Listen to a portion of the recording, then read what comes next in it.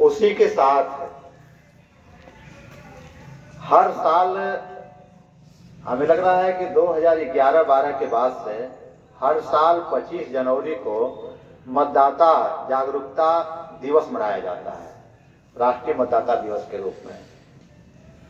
क्योंकि भारत देश में जागरूकता तो बहुत आई है, लेकिन अभी भी सभी लोग मतदान करने नहीं जाते हैं, जिसके कारण से रिजल्ट जो आना चाहिए उस तरह का रिजल्ट नहीं आता है।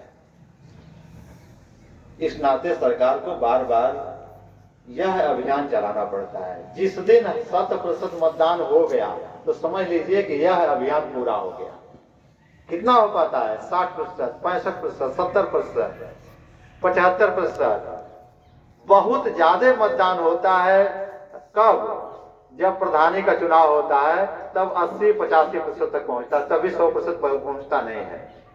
अगर हम लोग 90% तक वही पहुंचा ले जाएं तो समझ लीजिए कि हम लोगों का अभियान सफल हो गया। समझ रहे हैं ना?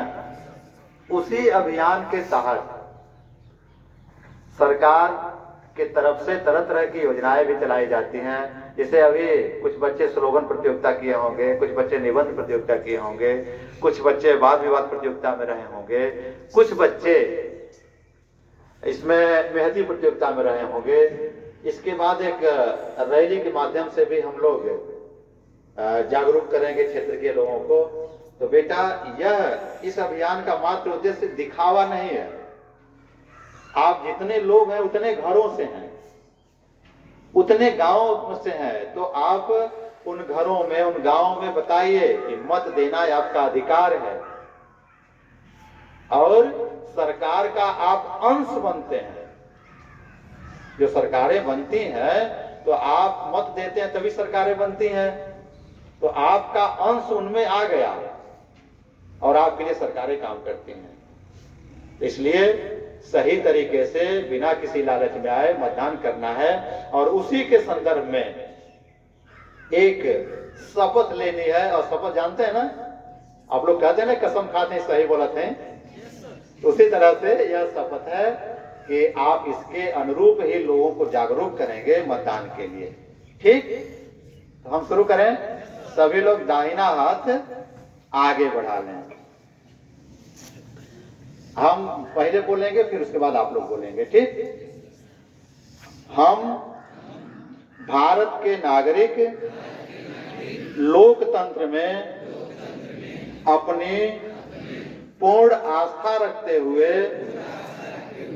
यह शपथ लेते हैं कि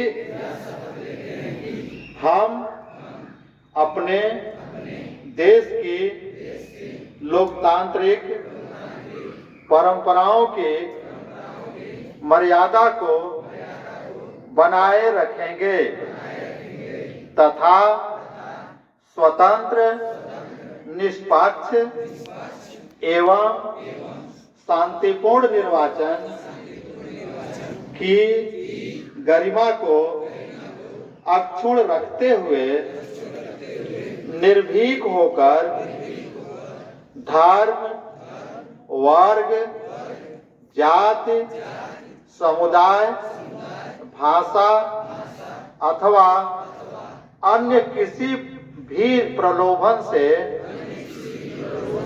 प्रभावित हुए बिना सभी निर्वाचनों में अपने मताधिकार का प्रयोग करेंगे। भारत माता की, भारत माता की। बहुत बहुत धन्यवाद।